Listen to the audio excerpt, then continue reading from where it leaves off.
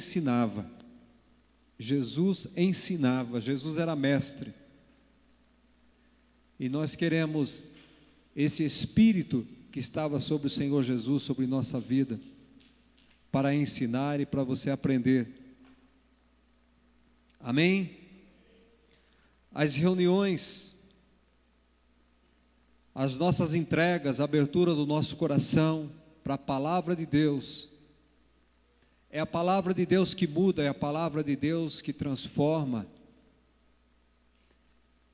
E para a igreja, e para nós sermos edificados, transformados pela palavra de Deus, nós precisamos querer mudar.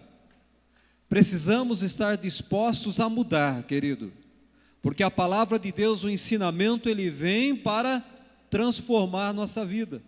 Mas nós precisamos estar dispostos a mudar. Se a palavra de Deus fala uma coisa, você se torna rebelde à palavra de Deus, não vai ter edificação. A palavra de Deus é a linha para nós, é o trilho para nós andarmos, se queremos transformar nossa casa, nossa família. Se não estivermos dispostos a mudanças, a entrarmos mediante aquilo que Deus determina para nós, nós vamos perder tempo, você vai perder tempo.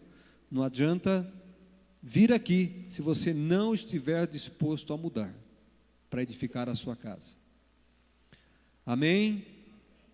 E nós temos visto grupos, pessoas que se dispõem a mudar, como Deus tem edificado, como Deus tem transformado, como tem acontecido milagres. Na verdade, o milagre ele acontece em obediência à palavra de Deus.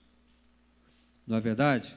Nós temos tido aí famílias que têm sido edificadas, porque estão buscando na palavra de Deus a solução para a sua casa, a solução para a sua família. É a palavra de Deus que dá a solução. Porque se nós não formos para a palavra de Deus, este mundo a qual nós estamos vivendo, você sabe qual é o objetivo do maligno: é a destruição, é a separação, é a briga, é a intriga dentro de casa. Esse mundo jaz do maligno, quando dizia já a palavra de Deus. E se nós não nos voltarmos para Deus, nós vamos ver dentro da igreja, vamos continuar vendo as famílias sendo destruídas e separadas. Eu queria, breve, 2, 3 minutinhos, que o irmão Adilson falasse sobre o que Deus tem feito na reunião que eles estão fazendo com alguns grupos, com um grupo de algumas pessoas, alguns casais, a diferença que Deus tem feito, porque eles estão se reunindo para estudar a palavra de Deus. Dilcinho, 3 minutinhos da experiência que vocês estão tendo, antes de nós começarmos, a experiência que vocês estão tendo depois que vocês passaram a estudar a palavra de Deus. 3 minutinhos apenas. Paz, Senhor, irmãos. Amém? Como o pastor disse, há mais ou menos 2 anos e acho que uns 3 meses está fazendo, nós decidimos, quatro casais, Deus colocou no nosso coração de estar nos reunindo, para estar orando pela nossa família, os nossos filhos. Nós chegamos à conclusão que nós estávamos passando por alguns problemas, a educação de filhos, relacionamento entre marido e mulher, e a gente chegou à conclusão de que a gente precisava fazer isso. E a gente começou assim, sem nenhuma intenção de dar continuidade. Vamos nos reunir para orar, e como eu disse, já fazem 2 anos e 3 meses que nós estamos se reunindo cada 2 vezes ao mês. E eu digo para você que foi bênção de Deus, está sendo bênção de Deus, porque a gente tem sido edificado, a gente se reúne para orar pela família, orar pelos filhos, traz uma palavra, a gente traz os nossos problemas ali, a gente discute, tenta um ajudar o outro. Nós também colocamos um grupo no WhatsApp que chama Orando pelos Filhos, onde a gente convida as pessoas para estarem fazendo parte, e todo dia a gente leva uma palavra, a gente coloca propósito para estar, olha, durante essa semana você vai tirar 10 minutos para orar pela sua família, e as pessoas têm colocado os testemunhos. E assim, para não esticar muito, um testemunho que a gente tem, nós tínhamos um casal que estava praticamente separado. A gente não sabia mais o que fazer. E quando a gente decidiu fazer isso, a gente percebeu que a comunhão deles começaram a voltar. Inclusive o sonho dela era ter um filho, mas segundo os médicos não tinha condições de ter esse filho. E eu digo para você, para a glória de Deus, acredito que também foi pelo fato de nós estarmos orando. Se eu não estou enganado, acredito que no próximo mês aí já vai estar ganhando o neném. Então, assim, é uma coisa que muitas pessoas não acreditavam. Ela estava desenganada mesmo pelos médicos. E eu acredito que tudo isso foi fruto da nossa oração. Então, eu digo para você, se você tiver a possibilidade, quiser participar com a gente, nós estamos nos reunindo, cada semana a gente vai numa casa, traz uma palavra, você traz o seu problema, se for algo que você pode falar com a gente vai estar tentando ajudar, levando para quem pode ajudar. E tem sido bênção. Eu posso dizer isso na minha casa, o meu relacionamento com a minha esposa, a educação dos filhos, muitas coisas que às vezes a gente achava que não era um problema tão grande, mas estava incomodando, e hoje a gente tem força para superar, a gente entende o que a gente pode fazer por isso, e é Deus. Sem oração, sem a palavra, a gente não chegaria onde a gente chegou hoje. É difícil, as lutas vêm, mas a gente entende que, enquanto nós estamos com esse propósito, nós temos encontrado forças, Deus tem nos abençoado, e tem sido testemunho para muitas pessoas. Como eu disse, no WhatsApp, a gente tem pessoas que não são da igreja, pessoas que, posso colocar um parente meu, posso colocar um vizinho meu, e eles têm mandado mensagem, sabe, que tem orado, olha, Deus fez isso, glória a Deus. Tem alguns que estão vindo até na igreja, né, visitar, e estão ficando. Então, assim, a gente tem muito testemunho para contar, e tem sido bênção. Eu acredito que Deus vai fazer muito mais ainda. Abra sua Bíblia em Gênesis, no capítulo 2. Gênesis capítulo 2, nós vamos lá no princípio, nós vamos começar literalmente do começo, porque você percebeu que no começo tudo dá certo, irmão? No começo tudo dá certo, a vida cristã no começo dá certo, um negócio no começo dá certo, tudo dá certo no começo. A questão é que nós vamos nos perdendo depois, desviamos, criamos métodos e as coisas começam a não dar mais certo. Mas no começo tudo é bom, tudo é agradável. Tanto é que Jesus manda-nos voltar para o começo, para o primeiro amor. Jesus fala, volta para o primeiro amor. E nós, como família, nós também precisamos voltar ao primeiro amor, ao início. Quero começar no princípio, porque, querido, daqui para frente não tem jeito. Começar daqui do jeito que está a coisa não tem jeito, nós temos que voltar lá no princípio, se nós queremos edificar a nossa casa. Então eu quero mostrar para você como era no princípio, o que era um casamento no princípio, o que era uma família no princípio. Daqui em diante não tem jeito, tem que voltar lá. Nós precisamos voltar lá no Jardim do Éden, querido. A restauração da tua família está lá no Jardim do Éden, onde tudo era perfeito, onde tudo era bom, onde tudo era agradável, aonde tinha paz, aonde havia harmonia. O casamento, ele foi a primeira instituição divina, estabelecida ainda quando Adão e Eva estavam ainda no Jardim do Éden. Casamento é mais velho do que andar para trás. Lá no Jardim do Éden, Deus instituiu o casamento. Gênesis 2, verso 18 e 21 diz assim: disse mais o Senhor Deus, não é bom que o homem esteja só, far-lhe-ei uma auxiliadora, que lhe seja idônea. Então o Senhor Deus fez cair pesado sono sobre o homem, e este adormeceu. Tomou ele uma das suas costelas, e fechou o lugar com carne. E a costela que o Senhor Deus tomara ao homem, transformou-a em uma mulher e trouxe Adão.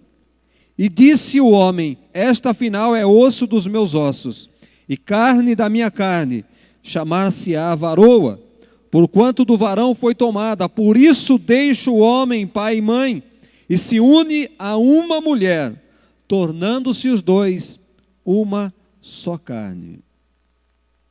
Não é bom que o homem esteja só. Far-lhe-ei uma auxiliadora que lhe seja idônea. Minhas irmãs, começa por aqui. Far-lhe-ei uma auxiliadora que lhe seja idônea. O que nós temos visto ultimamente, não aqui dentro da igreja, não na nossa cidade, mas são mulheres que atrapalham. Mulheres que têm tornado-se um fardo, têm tornado-se um peso na vida do homem, têm tornado-se uma tribulação na vida do homem. É o que nós temos visto.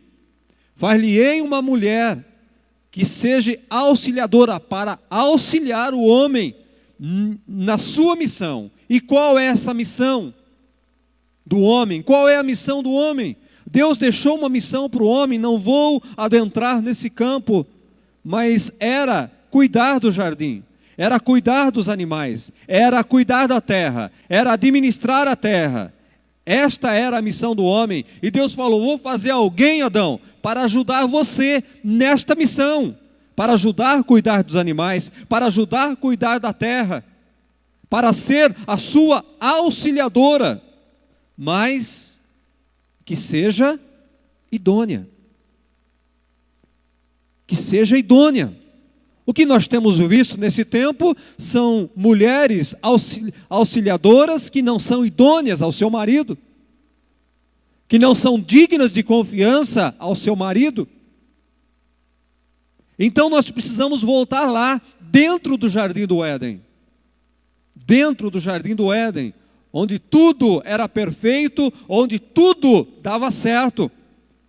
Então, a companheira do homem, em primeiro lugar, ela precisa auxiliar o homem e precisa ser idônea, de total confiança do homem, para que um casamento possa dar certo.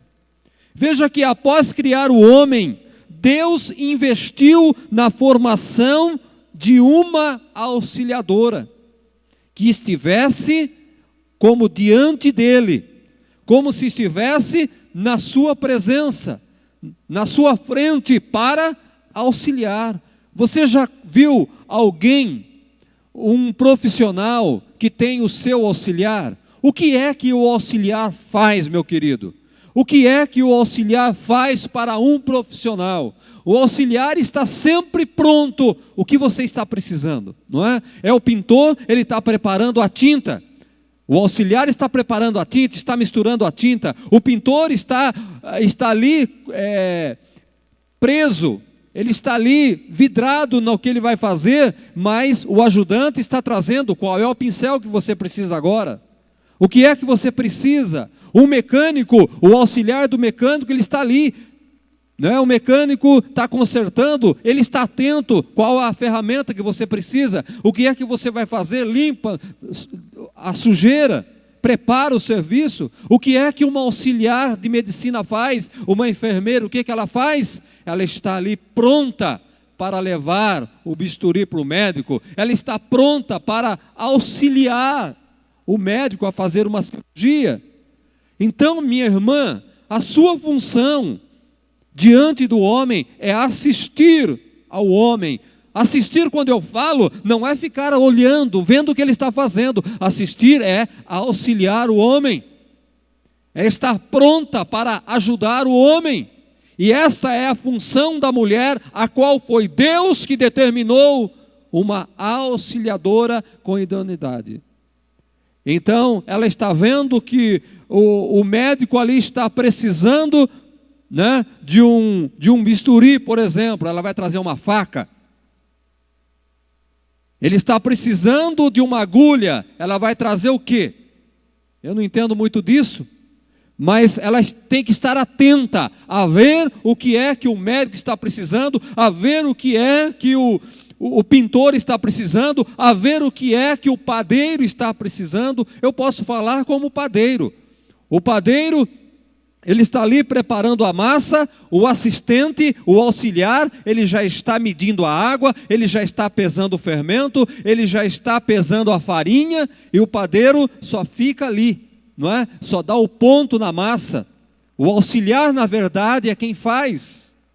Prepara para que o padeiro possa fazer o pão. Então, aí eu vejo um bom auxiliar, e esta deve ser a mulher, minha irmã, que esteja ali assistindo o homem, mas não vendo o que ele está fazendo, mas pronta para auxiliar naquilo que é necessário. Minha irmã, quando você for esta mulher, é a mulher que todo homem deseja, uma assistente para aquilo que ele necessita, para aquilo que ele vai fazer. Eu imagino que Adão, ele ia prender o bezerro, porque a gente aprende que tem que prender o bezerro à noite, para ele não mamar todo o leite da vaca à noite. Então a gente separa e prende o bezerro. Então eu entendo que Eva, quando chegava a hora, ao escurecer, ela já preparava a cordinha para o Adão ir lá prender o bezerro. Ela já preparava o alimento para deixar para o bezerro ali no curral, para o bezerro não morrer de fome. Ela deixava tudo preparadinho. Então Adão só tinha o trabalho de vai lá, laça o bezerro no pasto, porque é coisa de homem isso, e colocava ali no curral para passar a noite. Eu entendo assim. Adão, quando saía para lavrar a terra, a Eva já tinha amolado, é isso? A enxada. É isso, irmã? Eva já tinha amolado a enxada. Adão, está aqui a sua enxada, já está amoladinha. Adão, está aqui o seu borná, a comida está aqui. Ô, meu querido, minha querida, meu querido, não é esta mulher que você quer dentro da sua casa? Minha irmã, você tem feito isso? Você tem agido dessa forma? Auxiliadora. O marido chega à tarde em casa, os filhos já estão limpinhos, prontinhos, a comida já está prontinha na mesa. O marido chega cansado, a mulher vem encontrar no portão, marido, está aqui, me dá o seu burná, eu já vou levar lá na despensa, não é? Está aqui a sua toalha para você tomar o seu banho. O chuveiro já está preparado.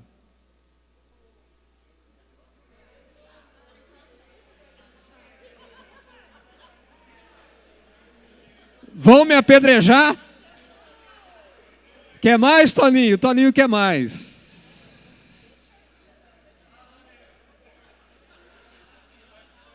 O marido chega para almoçar, a comida já está na mesa, ela puxa a cadeira, senta aqui, meu amado.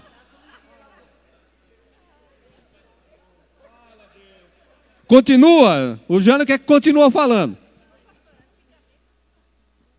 Antigamente era assim, irmã Neuza? Fala, Anja, fala, Anja. Não, antigamente, na época dos nossos pais, provavelmente era assim, agora. Na época dos nossos pais, já tinham se passado 4 mil anos, 6 mil anos. Olha quanta coisa já foi perdida. Vamos voltar lá no Jardim do Éden. Olha quantas coisas foram se perdendo no meio do caminho. Você não quer voltar no jardim, né? Ai, começa por aqui os problemas. Eu estou falando de auxiliadora.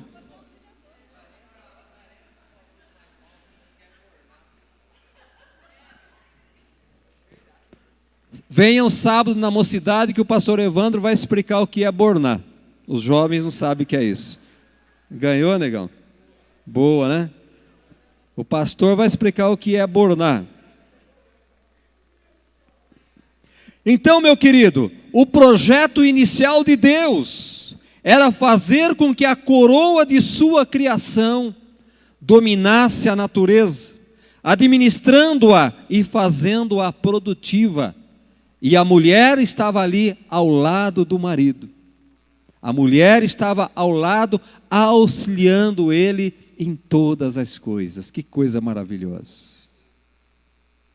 Que coisa maravilhosa, não é? Observe uma coisa, meu amado. O propósito de Deus, sempre, desde o início da criação, foi aumentar, foi multiplicar e nunca separar ou diminuir. O processo de Deus sempre foi aumentar, de multiplicar, nunca separar e nunca de diminuir. Ele pegou um homem, acrescentou, ele acrescentou, não é? Ele multiplicou. As células de um homem fez uma mulher, para estar junto ali. Olha, vamos ver Gênesis capítulo 1, verso 27 e 28. Criou Deus, pois, o homem à sua imagem, a imagem de Deus o criou, homem e mulher o criou. E Deus os abençoou e disse: sede fecundos, multiplicai e enchei a terra. Essa história de separação não faz parte de Deus não, viu? Ele pegou, fez uma, de um ele fez duas pessoas, né? E ele disse: multiplicai. Ele não disse diminuir, ele não disse separai-vos uns dos outros. Lá no jardim do Éden era assim. Essa foi a ordem de Deus lá no jardim do Éden: multiplicai-vos, enchei a terra.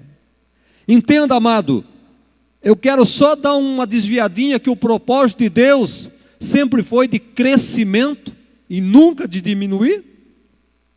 Na tua vida particular, Deus ele quer aumentar, ele quer abençoar você em todos os aspectos.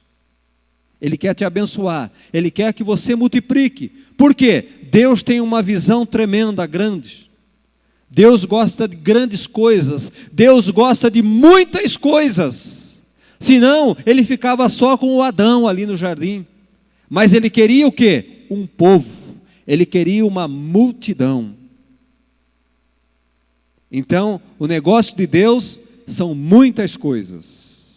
Ele não fala em pessoa, ele fala em povos, em multidões. Entenda isso, meu querido.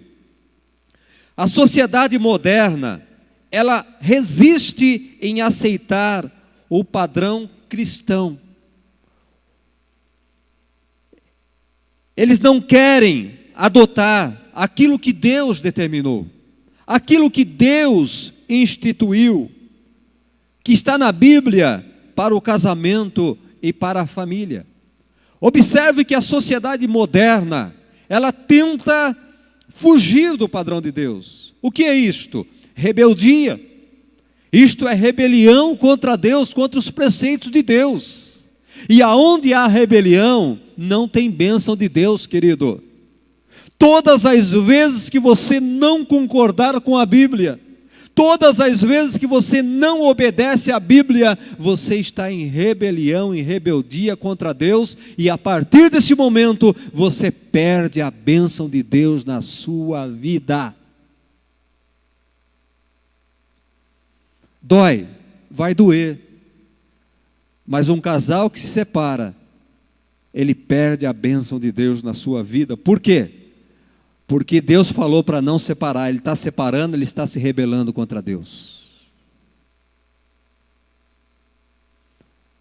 Deus fala para não separar, até que a morte vos separe. Então entenda biblicamente, quando alguém se separa, ele está em rebeldia, ele está falando: Deus, não concordo com o Senhor falou lá para não separar, eu vou separar. Ele está se rebelando contra Deus, e toda rebelião não tem a bênção de Deus na sua vida. Dói? Dói.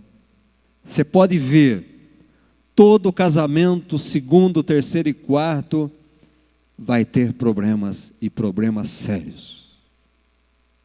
Tem consequências graves. Um segundo casamento, um terceiro pior, um quarto pior, e aí vai, irmão. Pode ter certeza. Por quê? Rebelou-se contra a palavra de Deus.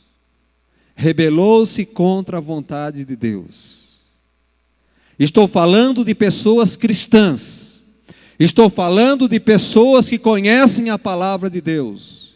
Eu separo aqueles que não conhecem a palavra de Deus. Eu separo aqueles que não conheciam a palavra de Deus, que se convertem, não é? Depois que já se separaram. É outra história, pastor. É outra história, irmãos. A palavra de Deus diz que Ele perdoa o tempo da nossa ignorância. Mas a partir do momento que nós temos conhecimento, é afronta à palavra de Deus. Eu sei que machuca, mas eu sou da palavra, eu tenho que falar a verdade, para que casos não aconteçam no seio da igreja. Por isso, minha filha, você vai casar? Presta atenção. Presta atenção com quem, quando e por quê. Porque diante da palavra de Deus é uma vez. O apóstolo Paulo fala: aos casados ordeno eu que não se separem. E se separarem, que não se casem novamente. Bíblia. 1 Coríntios capítulo 9, capítulo 7. Estudo inteiro que você vai descobrir onde está.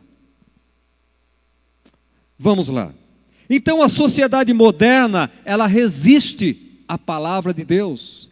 Criam seus próprios métodos, suas próprias maneiras de criar, de formar uma família, de ensinar os seus filhos. Amados, no princípio da história da humanidade, havia um plano divino, e esse plano era bem sucedido para o ser humano, que a cada dia que passa, a humanidade vai deixando de lado, ignorando o plano de Deus, e criando seus próprios meios, ou adequando-os naquilo que lhes dão prazer, naquilo que agrada os seus olhos e a sua própria vontade, vontade própria do homem e não vontade de Deus.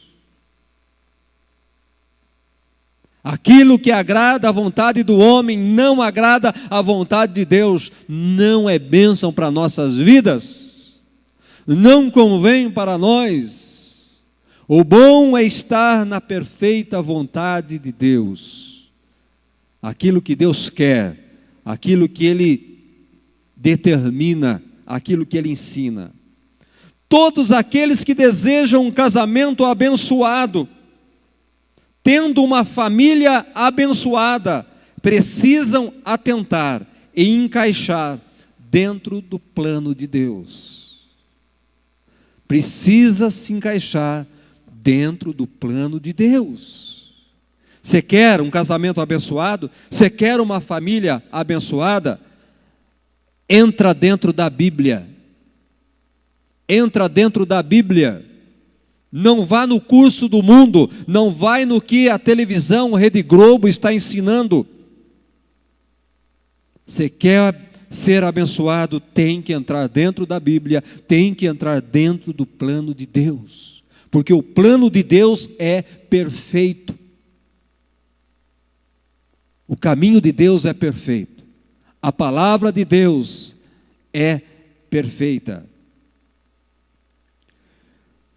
Então, precisamos voltar para o jardim, precisamos voltar para a palavra de Deus. Do ponto de vista cristão, o casamento é a união entre um homem e uma mulher. Entre um homem e uma mulher, repito, um homem, macho, uma mulher fêmea, mulher de verdade. Isto é o que a palavra de Deus diz. Isto é o que está dentro da Bíblia. Estão acontecendo outras coisas aí fora, mas o que está acontecendo aí fora vão dar conta diante de Deus, porque não é vontade de Deus, é vontade do homem, é vontade da mulher agir dessa forma, e um dia vão estar cara a cara com Deus e vão ter que se explicar. Que não aconteça no seio da igreja estas coisas. Então, meu querido, do ponto de vista cristão, o casamento, ele acontece dessa forma.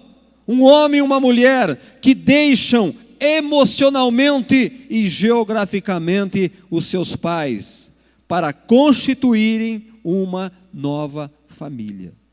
Tem que deixar os pais geograficamente, emocionalmente. Essa história de casar e ficar ligado emocionalmente ao pai e à mãe não dá certo. Essa história de casar, meu jovem, minha jovem, de casar e ficar morando dentro da casa do teu pai, não dá certo. Biblicamente, deixa o homem, pai e mãe, e une-se uma mulher e vai formar um novo núcleo, uma nova família, diferente da qual ele estava vivendo. Por quê? Um homem, ele tem um convívio na casa dos seus pais. Uma mulher tem um convívio diferente na casa dos seus pais. Qual que vai prevalecer? O do homem ou o da mulher? É a mulher que vai colocar em prática tudo aquilo que ela aprendeu na casa dela, ou vai colocar em prática o que o homem aprendeu na casa dele? Como é que fica isso, querido? Como é que fica isso? Que família que vai ser organizada aí? Então tem que deixar emocionalmente, tem que deixar geograficamente os pais para constituírem uma nova família. Deus disse, Gênesis capítulo 2, verso 24, por isso deixa o homem pai e mãe e se une à sua mulher, tornando-se os dois uma só carne. E Jesus confirmou, lá em Mateus capítulo 19, verso 5, Jesus confirmou, Jesus ratificou aquilo que o Pai disse. Há concordância no Antigo e no Novo Testamento, segundo a palavra de Deus. Esta constituição deste novo núcleo familiar, dessa nova família, envolve uma série de ajustes, que sem os ajustes, jamais os dois vão poder viver juntos. Se não for ajustado, o grande problema em muitos casamentos e muitos casais é que não estão acontecendo estes ajustes. O camarada sai da casa do pai dele e ele quer continuar vivendo do jeito que ele vivia na casa do pai. A camarada sai da casa dela e ela quer continuar vivendo da mesma forma que ela vivia na casa dos pais dela. Não vai dar certo nunca, porque ele não vai aceitar e ela não vai aceitar. Eu jamais aceitaria a minha esposa viver comigo do jeito que ela vivia na casa do pai dela, da mãe dela, da família dela. E ela jamais me aceitaria morando com ela do jeito que eu vivia na casa do meu pai. Precisa haver uma adaptação. O grande problema é que as pessoas querem se casar e querem continuar vivendo como eram antes, quando estavam na casa dos seus pais. Não dá certo. Ricardo, a mamãe colocava a comidinha na mesa, na tua boca. A sua esposa não vai fazer isso para você. Se quiser, você que tira na panela. Até café você tem que fazer, né? A mamãe fazia, ela não faz. E você tem que aprender a fazer café, senão ela vai embora. Faz que nem o pastor, eu comprei uma máquina de fazer café. Comprei uma cafeteira. Eu vou dar um jeito nela. Não, é na cafeteira que eu vou dar um jeito, porque é 220, em casa é 110, eu vou dar um jeito. Não é na minha esposa, não.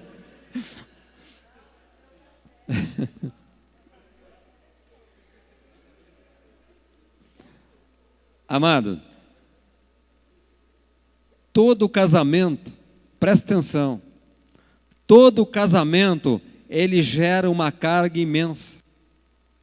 E essa carga é composta pelas bagagens que o casal traz de suas famílias de origem. Nós trazemos de nossas casas uma bagagem tremenda. Costumes, são tantas coisas e fica pesado. Não pensa que você vai juntar com outro, você vai casar, você vai levinho, não. Você vai levar uma carga tremenda. E pensa numa coisa, de um dia para o outro, duas pessoas diferentes saem de um lugar diferente, onde viveram anos,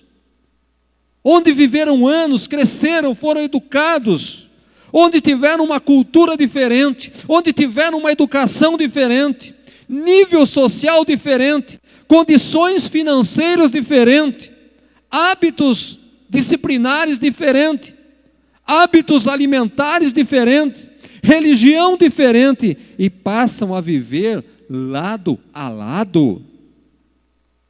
É fácil isso? Você acha que é fácil? Olha onde o casal, o jovem que casa com 25 anos, olha de onde ele vem. Ele viveu 25 anos em um núcleo familiar. A moça viveu 32 no núcleo familiar. Estava encaiada. Me perdoe, irmãs, há tempo para todas as coisas. Viu, irmã? Você tem mais de 30, há tempo para todas as coisas. Deus vai ter misericórdia de você. Ele teve da minha esposa, vai ter de você também. Meu neto casou com 30. É eu que fui 30. Deus tem um plano para você ser abençoado, viu? Espera, vale a pena esperar. Então, amado, pensa nisso. Você acha que é fácil? Você viveu tanto tempo daquele jeito, fazendo aquilo, e de repente você se vê num lugar com alguém totalmente diferente de você, e você vai ter que morar junto. É igual colocar uma onça numa jaula e colocar um carneiro numa jaula. E literalmente é isso que acontece. Às vezes pega uma onça, coloca numa jaula, e pega um carneiro, coloca junto. A onça devora o coitado do carneiro na primeira noite.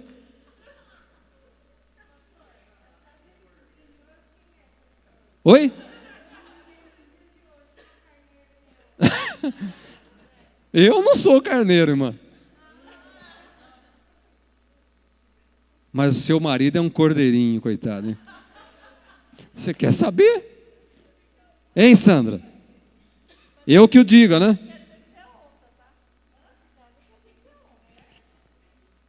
Então, amado, vê como é difícil um casamento? Nilson, quietinho aí, senão você não dorme em casa hoje, hein? É. Amados, é preciso haver um ajuste. Você está vendo como não é fácil casar? Meninos e meninas jovens, não é fácil casar. Não é fácil formar uma família. Recentemente eu mandei minha filha para Campinas, e ela foi morar, dividir um apartamento, um quarto. Eu imagino a loucura que está sendo. Nem pergunto porque, senão ela desiste. Mas uma pessoa que você nunca viu, como é que vai morar junto? Costumes diferentes, jeito diferente. Não é verdade? Então precisa ceder ambas as partes. É preciso haver um ajuste aí, de ambos os lados. Não é só de uma pessoa, mas é dos dois lados. Porque senão, não vai dar certo. Não vai dar certo, querido. Porque precisamos aprender a conviver, precisamos aprender a ceder. Então vários ajustes serão necessários para que a convivência se torne possível. Ajustes esses que envolvem concessões, revisões de conceitos, sacrifícios da nossa parte, que somente com muito amor e com muita paciência poderão acontecer. Sacrifício, querido. O casamento exige sacrifício. Viver a dois exige sacrifício. E que sacrifícios são esses, pastor? Efésios capítulo 5. Efésios capítulo 5. Verso 22 ao 25. Porque o marido é o cabeça da mulher, como também Cristo é o cabeça da igreja, sendo esse mesmo o Salvador do corpo. Como, porém, a igreja está sujeita a Cristo, assim também as mulheres sejam em tudo, submissas ao seu marido. Maridos, amai vossa mulher, como também Cristo amou a igreja e a si mesmo se entregou por ela. Este é o sacrifício. Este é o sacrifício que todo casal tem que fazer para que o casamento não se acabe. Para que o casamento não se acabe. Irmão, irmã, Jesus é o modelo perfeito, tanto para o homem quanto para a mulher, num relacionamento a dois. Jesus é o modelo para que um casamento dê certo. Se a mulher tiver Jesus como exemplo, se o homem tiver Jesus como exemplo na sua vida, o casamento vai ser de vento em popa. Abençoado por Deus. Jesus, o exemplo para a mulher. Jesus é o exemplo de submissão para a mulher. Quer mais submisso do que Jesus? Veja que Paulo faz a comparação. O homem e a mulher, Jesus e a igreja. Então, para a mulher, Jesus é o exemplo de submissão. A mulher submissa está junto do marido na missão principal de liderar e governar. Ela está junto do marido na missão principal, que é liderar e governar a casa. Junto, o que é estar junto? Não estando em discórdia, participando. Junto quer dizer participar, ajudando, auxiliando. Esta é a função de Cristo para com a igreja. Jesus é participativo no nosso meio. Jesus, ele nos auxilia no nosso dia a dia. Jesus é presente no nosso dia a dia. E para o homem, Jesus é o exemplo de entrega total. Jesus é exemplo de entrega total. Como? Jesus deixou o céu. Jesus deixou o trono. Jesus deixou o Pai. Meu irmão, Jesus deixou o Pai. Jesus deixou os anjos para estar com a igreja, para estar conosco. O marido que tem Jesus como exemplo, a esposa deverá estar sempre em primeiro lugar. A esposa está sempre em primeiro lugar. A esposa vem antes do lazer. A esposa vem antes dos filhos. A esposa vem antes do trabalho. A esposa vem antes de tudo. Só não de Deus. Mas a esposa tem que ser prioridade. Jesus deixou tudo. Deixou o conforto da sua casa celeste. Deixou a presença do Pai para estar com a igreja. Meu querido irmão, agora é com você. Eu falei das mulheres, né? Agora é com você. Deixa tudo pela sua esposa para estar do lado dela. A verdade é nós que temos que deixar para estar ao lado dela, para guardarmos.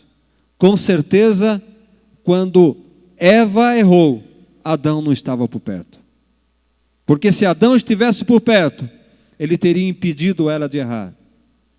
Porque muitas mulheres erram, porque o marido não é presente. O marido é ausente dentro de casa. O marido vive em jogatinas. O marido vive em barzinhos. O marido vive longe da sua casa e a mulher fica jogada, esquecida num canto da casa, aonde ela erra. Irmão querido, aprenda isso: mulher esquecida num canto da casa, ela vai errar.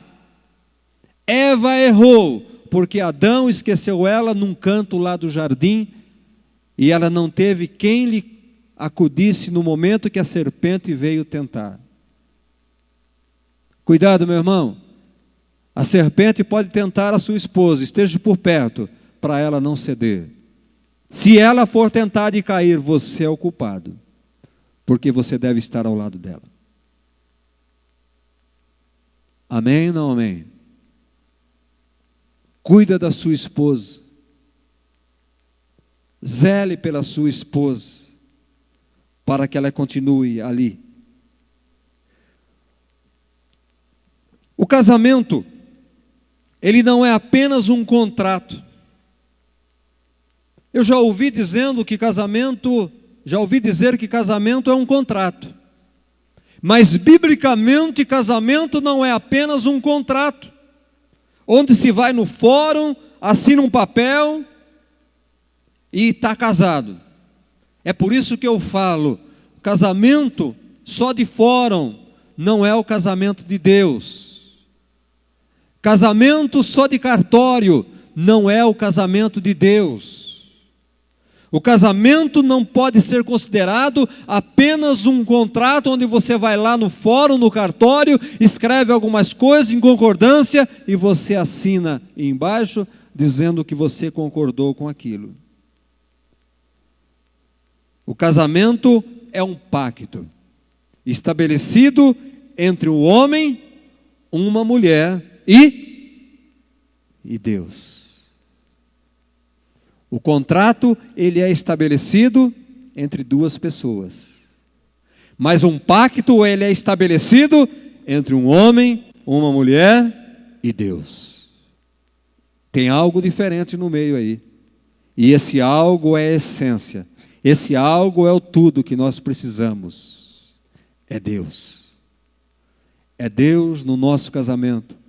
É Deus na nossa vida. Se você discorda de mim, abra sua Bíblia em Malaquias capítulo 2. Olha como é séria essa questão de casamento, querido. Olha como é séria essa questão de casamento e muitos estão brincando com o casamento. Malaquias capítulo 2, verso de número 14.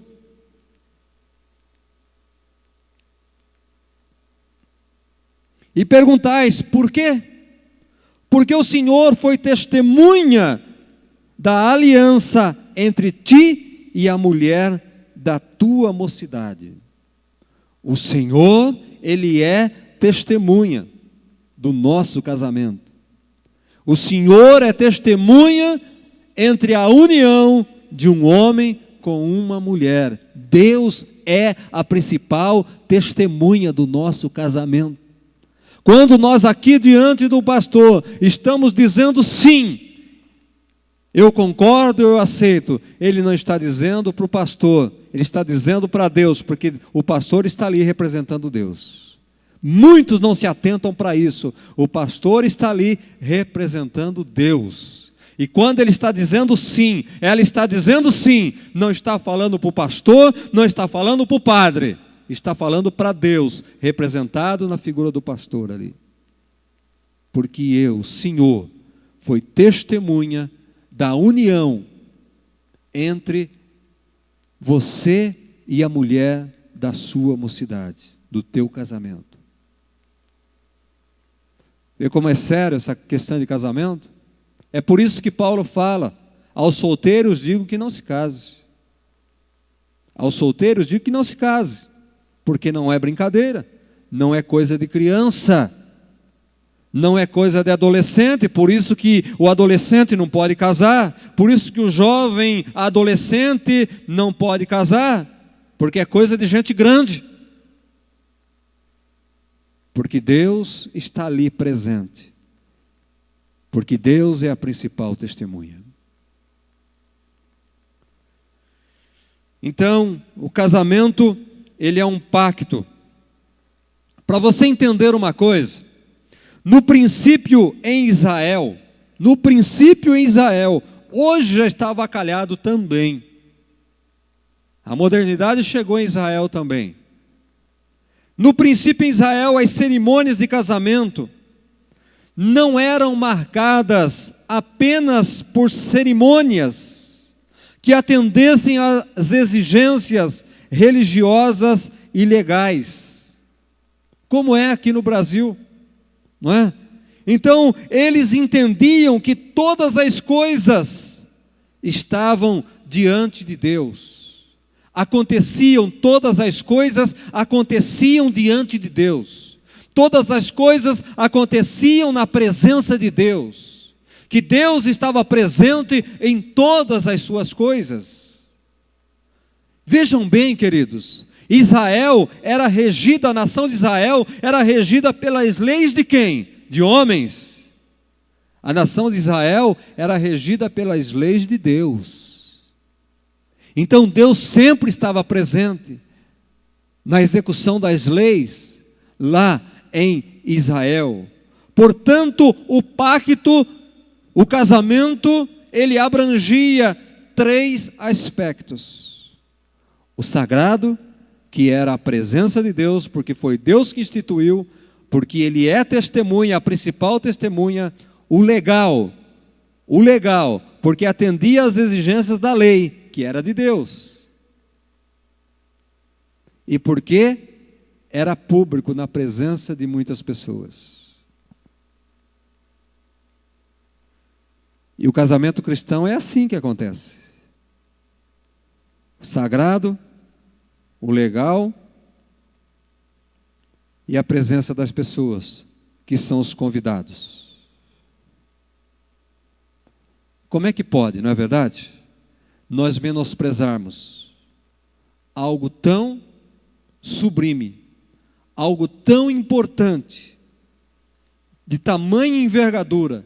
Como é que nós podemos menosprezar e banalizar o nosso casamento, como estão banalizando os casamentos aí fora hoje?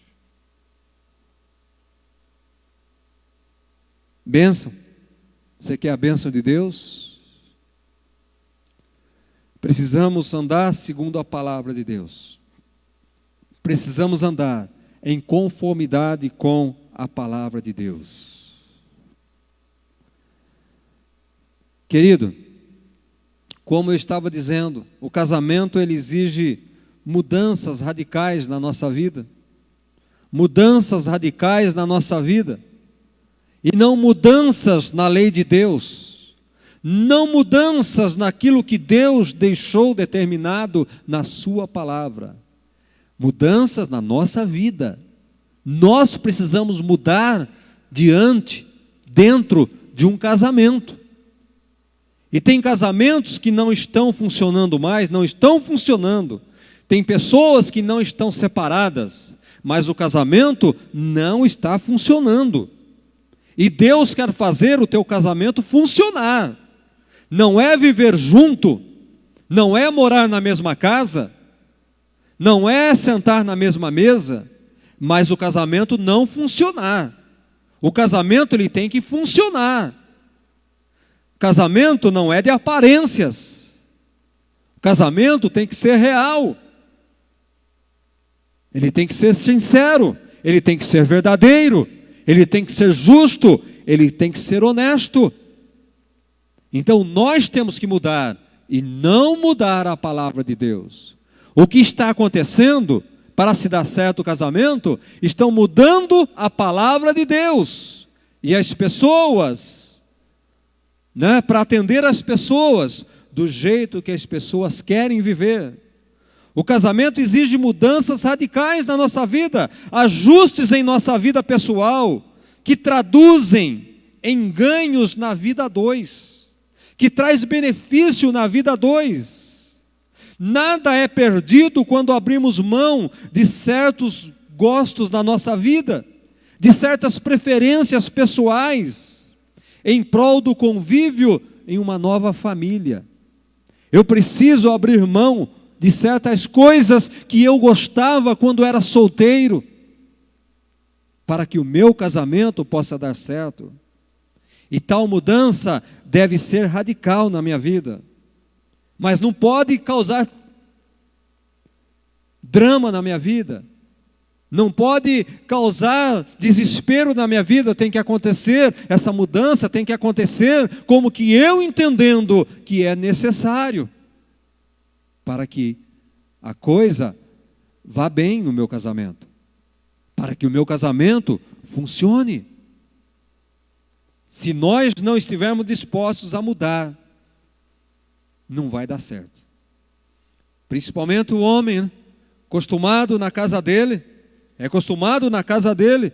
o filho, estou falando do filho, não é? E tem muitas mães que estão aí gerando, fazendo homens banana que vão ter problema no casamento. Sabe qual é o grande problema de um homem banana? É a mãe. O problema é a mãe que criou o filho de uma forma mimado, que agora ele não serve para ser marido, não serve para ser esposo. Aquela mãe que cria o filho ali, roupinha aqui, está na mão, está isso, está aquilo, comidinha, põe comidinha na boca dele, não deixa o filho fazer isso, deixa ele dormir, não faz isso. A mãe que dá corda para esse filho. Minha irmã, você pensou no marido que você está gerando para a coitadinha da filha do fulano de tal? Você não pensou nisso, minha irmã? Mas você está formando um homem que você não queria para ser o seu marido. Presta atenção, você queria o seu filho para ser o seu marido? Do jeito que você está criando ele, você queria um marido assim? Com certeza, a filha do fulano de tal, ela não quer um marido assim. Que tem que pôr comida na boca, que vai trabalhar e o bebezão fica em casa dormindo. Minhas irmãs, cuidado com o marido que vocês estão criando para a filha do irmão fulano de tal. E vice-versa. E vice-versa. Estão criando bananas. Homens bananas. Culpados são as mães.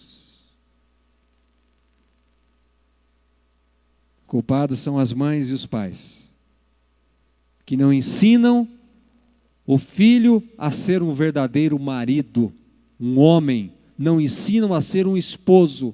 Olha a responsabilidade que nós temos. Formar um homem para futuras esposas, formar uma mulher para futuros esposos. Com certeza, a mulher que você tem na sua casa é cria da sua sogra. O filho que você tem em casa como marido é cria da sua sogra e do seu sogro. Foram eles que fizeram o seu marido desse jeito, viu?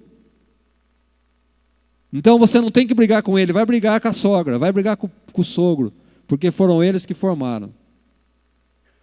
Eu sou desse jeito porque minha mãe e meu pai me fizeram desse jeito. Sabe, querido, nós temos que ter cuidado com a geração que nós estamos formando, os homens que nós estamos formando, as mulheres que nós estamos formando. Então é preciso haver mudanças. Você não vai chegar, casar e chegar folgadão lá. A mulher que está lá, que dormiu com você a primeira noite, ela não é a sua mamãe. Você vai ter que cuidar dela, filho. Você vai ter que trabalhar para sustentar ela, meu filho. Você vê que diferença? É preciso haver mudança. Deixar o útero do lar dos pais para nascer como marido e esposa. É preciso cortar o cordão umbilical. Eis a grande e talvez mais difícil mudança que nós encontramos lá em Gênesis capítulo 2, no verso 24. É começo, estava ali no Éden. Deus falou: deixa o homem, pai e mãe. Deixa o homem e une-se a uma mulher. O casamento consiste na geração de um novo núcleo familiar que antes, obviamente, não existia. Nenhum casamento poderá ser bem-sucedido se o cordão umbilical não for cortado. Precisa ser cortado o cordão umbilical. Ô, meu irmão, se você não fez isso ainda até hoje, é preciso deixar de ser filho para ser marido e ser pai. O homem que se casa, ele tem que deixar de ser filho para ser marido e para ser pai. Ele não pode ir para um novo lar querendo ser filho. A mulher tem que deixar de ser filha para ser uma esposa e uma mãe. Você não pode casar e continuar sendo filha. Você não pode casar e continuar sendo pai, porque você não tem ali a mulher não é mãe, o marido não é pai, é esposo, ela é esposa. Não vai tratar você como filho jamais. Não vai tratar você como filha jamais. O grande problema são mulheres que casam e comparam, e fazem comparação do pai com o marido. Não pode fazer comparação do pai com o marido, porque o marido não é pai, o marido é o esposo agora. O marido não vai te bajular como teu pai te bajulava, minha filha. A mulher não vai te bajular, meu irmão, como a tua mãe te bajulava, passando a mão na sua cabecinha. Ai, filhinho da mamãe. Ai, tadinho dele. Fica aqui que a mamãe vai fazer para você. Fica aí, fica. A mamãe já vai fazer um mingauzinho para você. Tamanho cavalão de 20 anos e a mamãe está ali bajulando ele. A mulher não vai fazer. A mulher não vai fazer isso, querido. E aí você reclama da mulher. Não dá certo o casamento.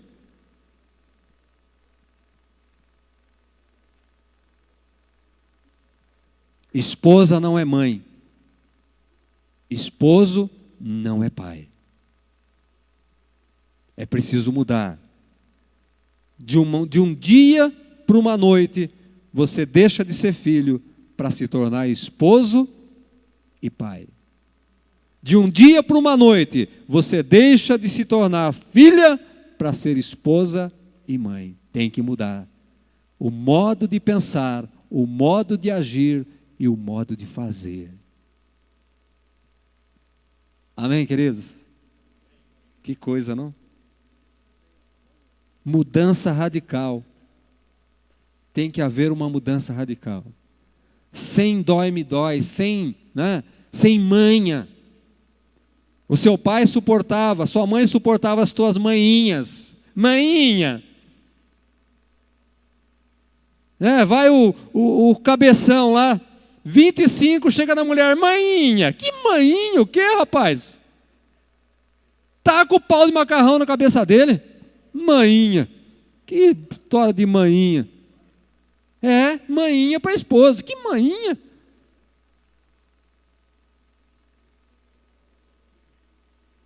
Quebra a cabeça dele, irmã.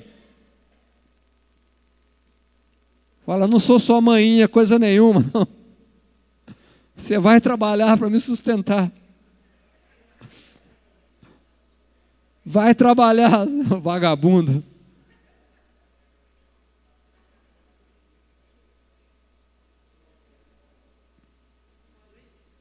Dividir a vida com outra pessoa exige, sobretudo, respeito.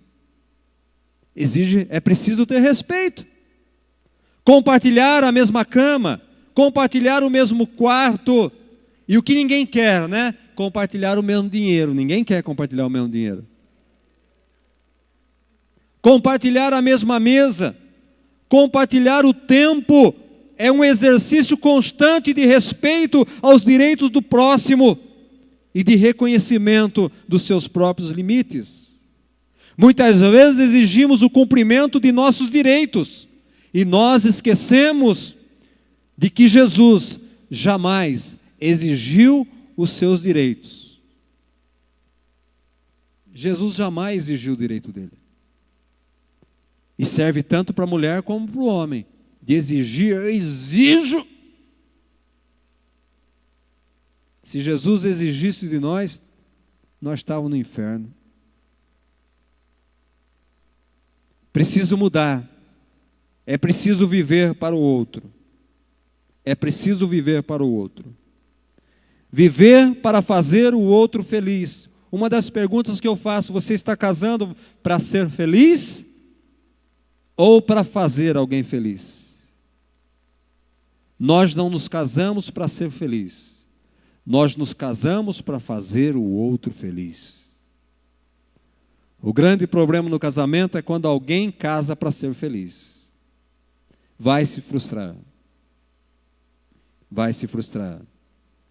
Então, viver para fazer o outro feliz é uma das mais nobres práticas do amor. O maior de todos os mandamentos. E nós temos esta oportunidade de fazer no casamento. Amai o vosso próximo. Amai o vosso próximo. No casamento, quem que é o nosso próximo? É a esposa. É o esposo. É o nosso próximo, está ali, dorme conosco, come com a mesma colher, muitas vezes a mesma roupa. Não roupa íntima, irmãos. Essa história de roupas íntimas, usar aí não dá certo. Comer no mesmo prato, pode. A mesma meia, pode. A camiseta também pode. Mas para por aí. A mesma roupa de cama. Tá bom, Toninho. A mesma roupa de cama. Muito bem, Toninho. Então, amar implica em mudanças. Viver um para o outro. Viver em função do outro. Viver em função do outro.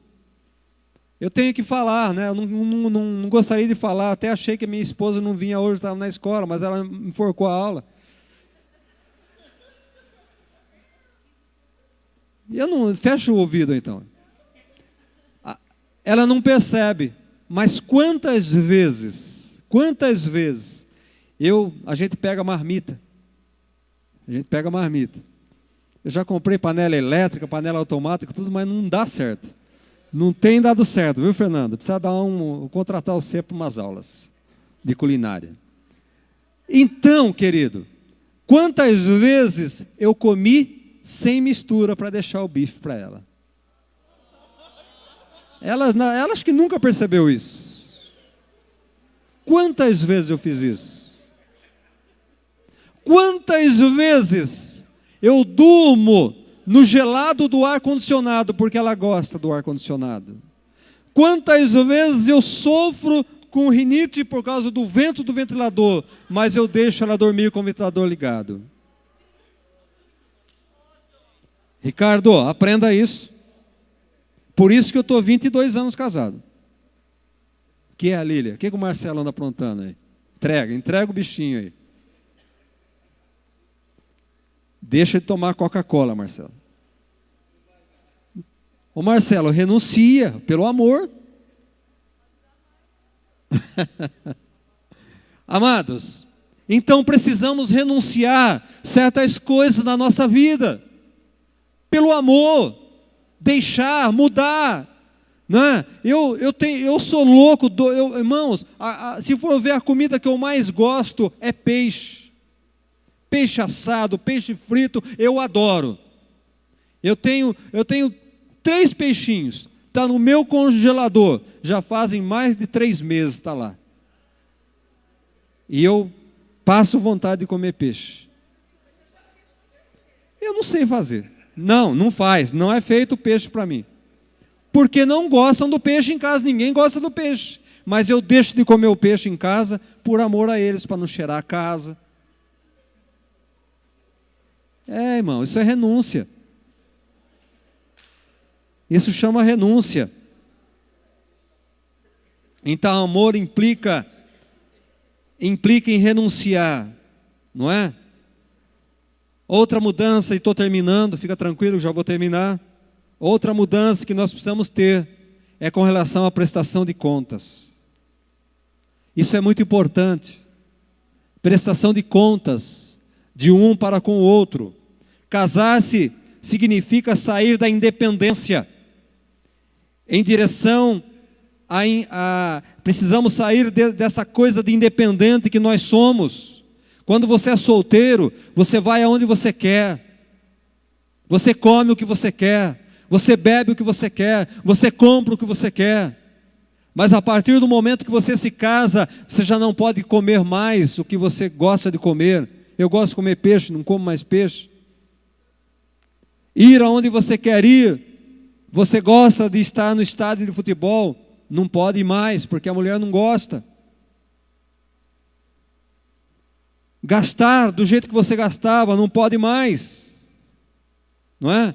Então, se compreendermos o que de fato significa ter um projeto comum com o cônjuge, nós precisamos ter um projeto comum. O que serve para mim tem que servir para ela. Irmã, o que serve para ele, para você, tem que servir para ele também. Procure compartilhar o que é bom e agradável para os dois. É assim que funciona. É bom para você? É bom para mim. É bom para mim? É bom para você. Nós temos que viver desta forma. Não podemos viver isolados dentro de nossas próprias casas. Não podemos viver individualmente dentro de nossas próprias casas. Temos que compartilhar. O carro não é meu, o carro é nosso. A casa não é minha, a casa é nossa.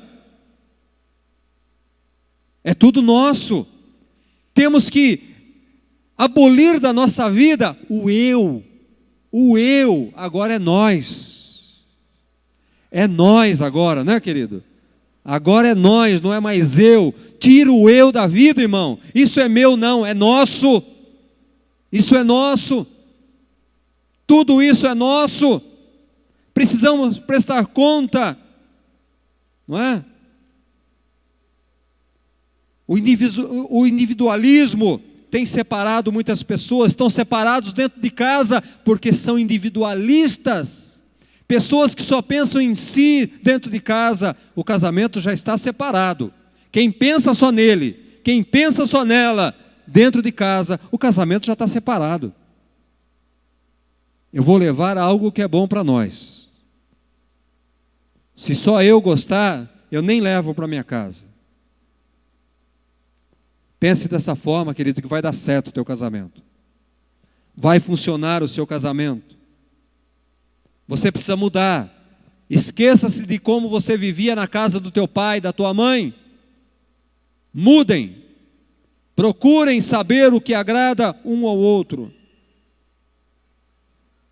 Quando Paulo escreveu aos Romanos, no capítulo 12, ele falou sobre 2 modelos de vida. O de Deus e o do mundo. E nós temos que viver o modelo de Deus. Não é o modelo do mundo. Aquilo que o mundo está fazendo lá fora não serve para minha casa. O que serve para minha casa é a Bíblia. É o modelo de Deus. Não conformei-vos com o mundo. Não conformeis com o mundo, mas conformamos com a palavra de Deus. E Paulo estava dizendo, não entre na forma do mundo, fiquem na forma da palavra de Deus. É isto que Paulo estava dizendo. Então nós precisamos prestar contas uns para os outros. A transparência é um bom remédio contra a tentação de fazer tudo por conta própria, sem que se consulte um ao outro. O casamento faz do homem e da mulher uma só carne, é isso que a Bíblia diz, Deus disse, Jesus disse. O casamento faz do homem e da mulher uma só carne, o que significa dizer que não se podem esconder, que não pode haver segredos, que não pode haver desejo, aspirações e medo um do outro, sem ambos desejarem verdadeiramente escrever uma história digna do agrado de Deus. Se queremos escrever uma história digna do agrado de Deus, nós precisamos mudar, deixar o curso do mundo e voltar para a palavra de Deus. Voltar lá no Jardim do Éden. O casamento, para funcionar, temos que voltar lá dentro do Jardim do Éden, do jeito que Deus determinou, e não como o mundo está aí determinando agora. Essa união estável cai fora. Está se modernizando cada dia mais. Faz as coisas do jeito que tem que ser feito. Na presença do pastor, até na presença do padre. Não é verdade? Mas alguém que seja o representante legítimo de Deus ali. Alguém que represente Deus. Alguém que leve a presença de Deus no seu casamento, porque casamento não é um contrato, é um pacto. É a lei, é Deus e são as pessoas. São diante dessas coisas que nós nos casamos. Amém, amado? Amém mesmo? Você escolhe edificar a sua casa ou viver separado dentro da sua própria casa. Sábado eu falo só com casais. Sábado agora, só com casais.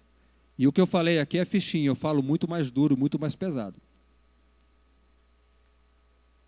Aqui estou respeitando os adolescentes, estou respeitando a Maiarinha.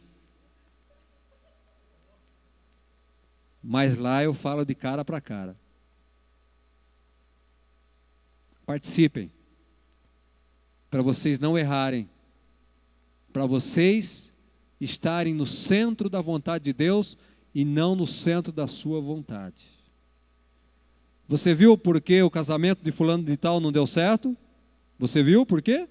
Por causa disso. Vamos colocar em pé. Vamos pedir a Deus para nós voltarmos lá no Jardim do Éden.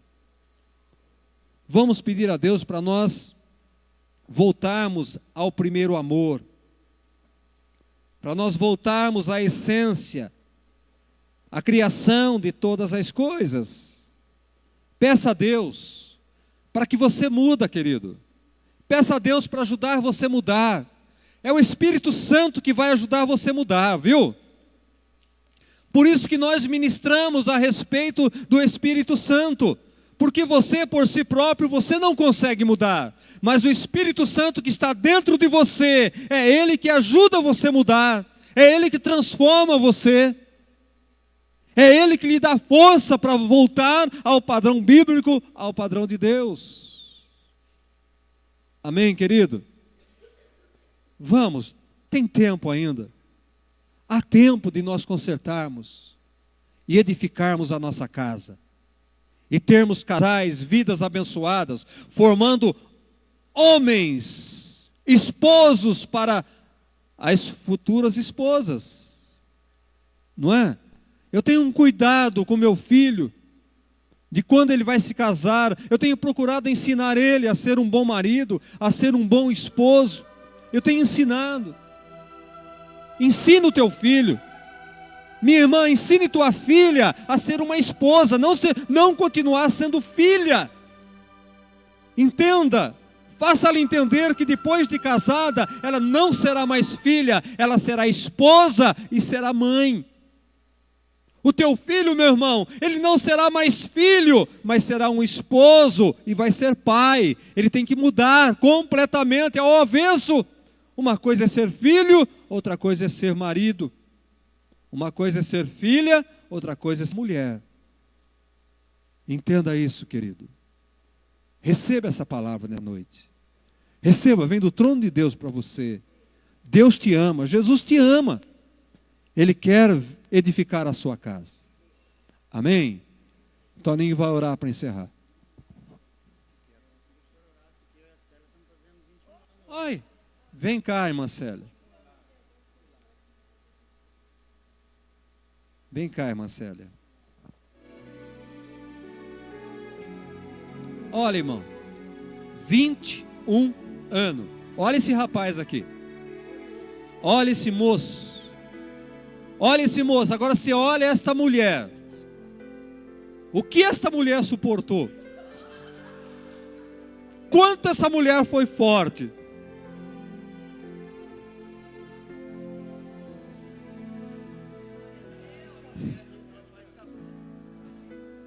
Então, querido, o milagre de Deus está aqui. Irmã Nair. Ele foi criado no chicote. E assim mesmo deu trabalho. Dá trabalho para a Célia. Até hoje. Vamos orar pela vida deles? Irmã, chegou até aqui, agora vai. Dependente, agora vai. Chegou nos 21, agora vai. Vamos orar aqui, esse casal abençoado por Deus, que tem sido exemplo e testemunho para nós.